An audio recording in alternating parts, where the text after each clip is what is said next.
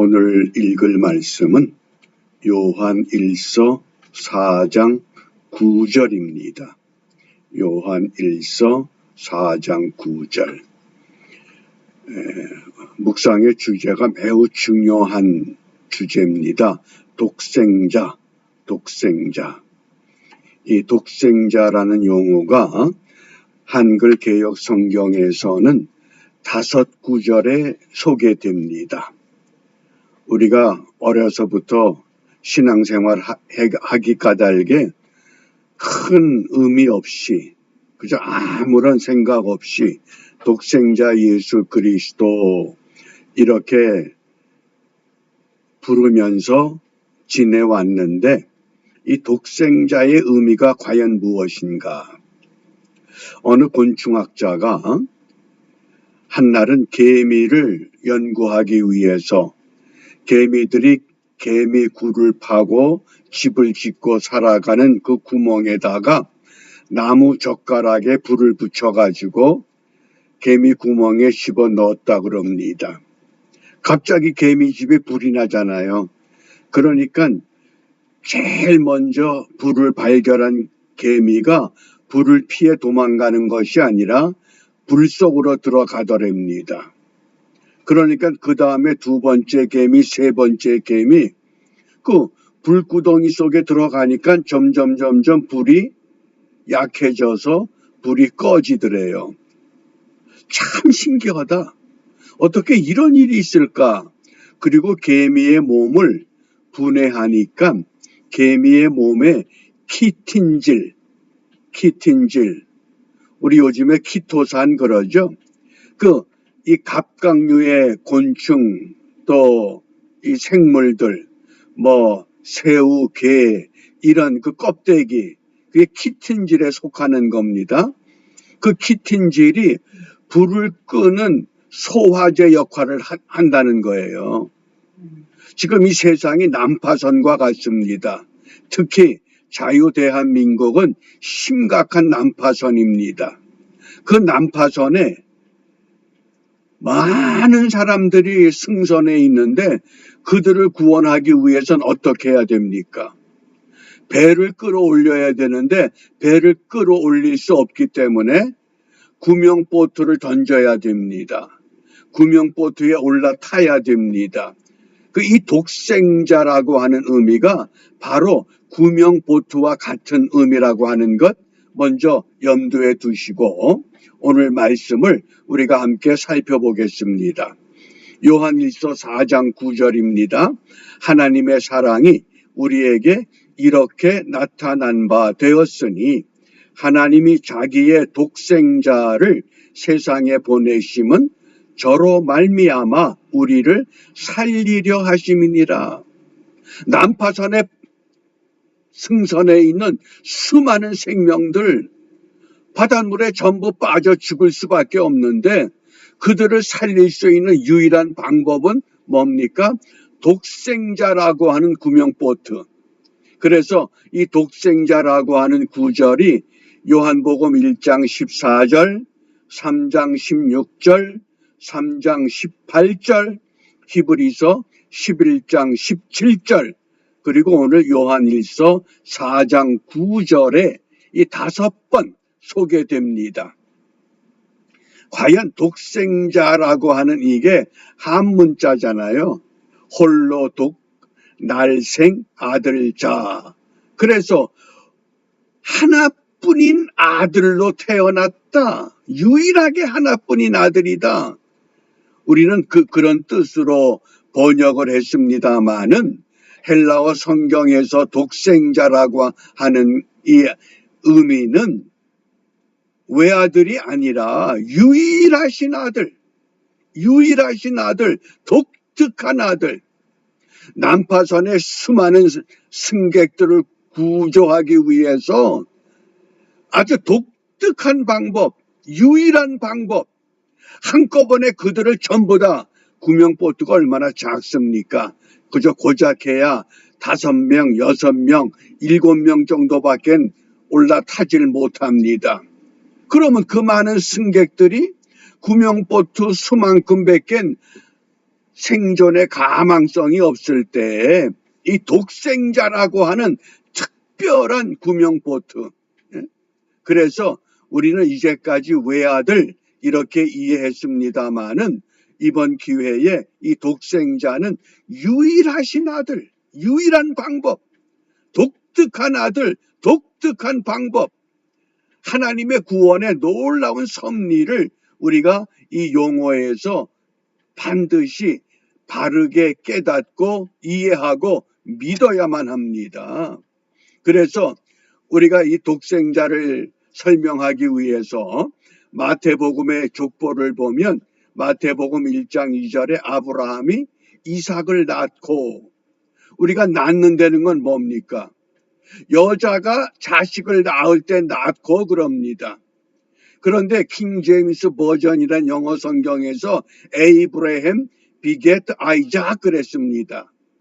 이건 비겟은 현재 사용하지 않는 영어의 고를 말합니다. 비긴, 비겟, 비가튼. 그래서 이 비긴이 뭡니까? 시작이라고 하는, 아브라함이 이삭을 통해서 시작했다. 아브라함이 낳은 아들이 이삭밖에 없습니까? 이스마엘도 있습니다. 그런데 아브라함의 믿음은 어떻게 시작하느냐? 이삭을 통해서 시작한다. 그것이 비겟이라고 하는 용어입니다. 그런데 이 비겟을 제가 왜 강조하냐 하면 영어 성경에 이 비겟이 어디에서 유래가 되는 단어냐? 우리 요한복음 3장 16절에 하나님이 세상을 이처럼 사랑하사 독생자를 주셨으니, 이때 독생자라고 하는 헬라 단어 모노게네스, 이 단어가 굉장히 중요한 단어입니다.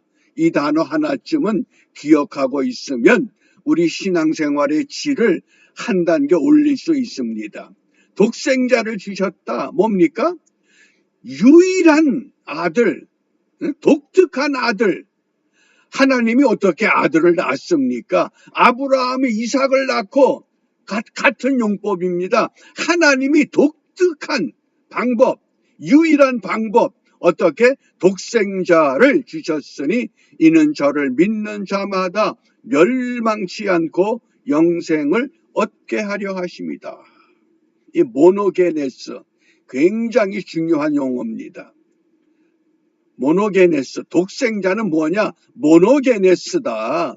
물론 영어 성경에서 여러 번역을 우리가 읽게 되지만은 가장 중요한 이 모노게네스. 그래서 모노게네스를 이 분석을 하면 혼자, 모노스라고 하는 형용사, 종류라고 하는 게노스, 이렇게 되는 겁니다.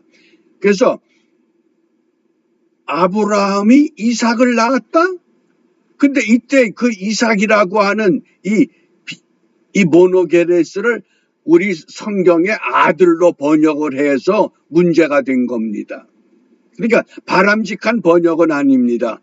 오히려 하나님과 독생자의 관계, 어떻게 시작을 하느냐, 이 죄에 빠진 백성들을 구원하기 위해서 유일한 아들로, 독특한 아들로, 아주 유일한 구명보트로, 유일한 구명선을 던져준 겁니다.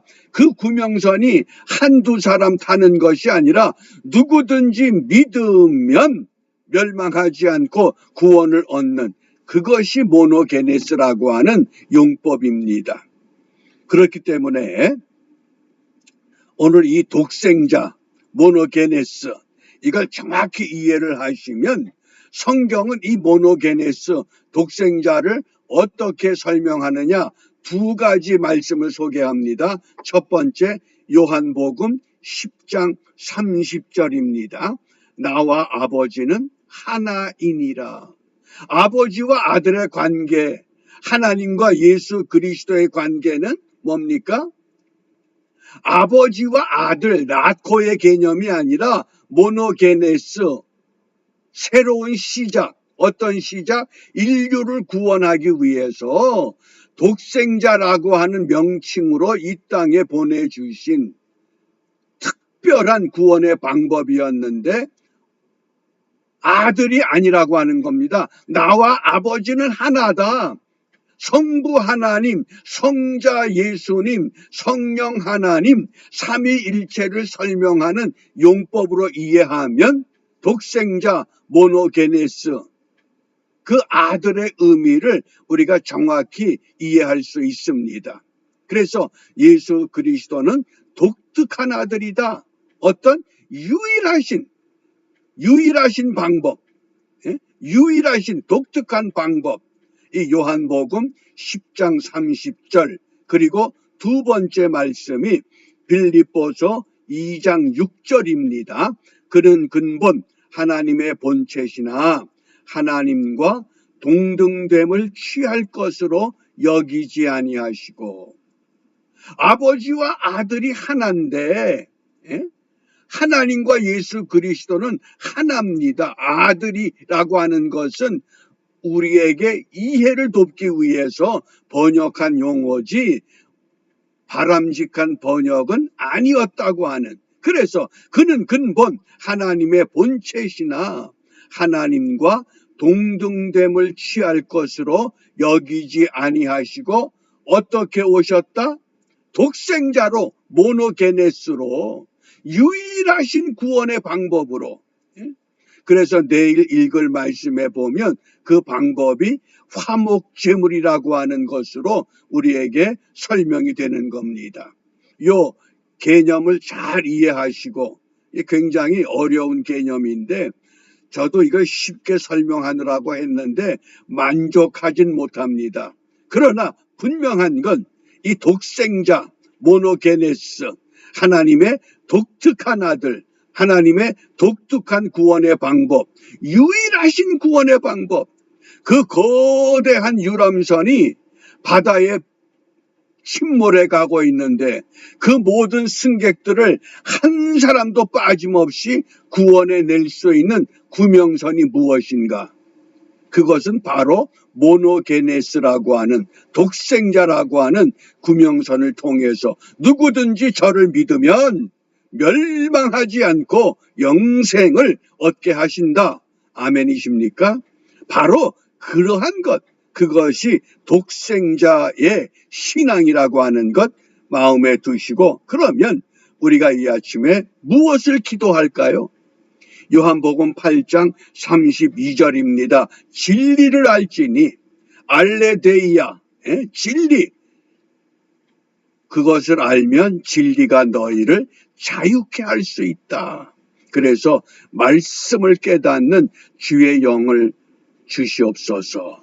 다른 거 구하지 마시고, 하나님, 어떤 말씀을 읽든지 어떤 말씀을 듣든지 어떤 말씀을 묵상하든지 깨닫게 하여 주옵소서.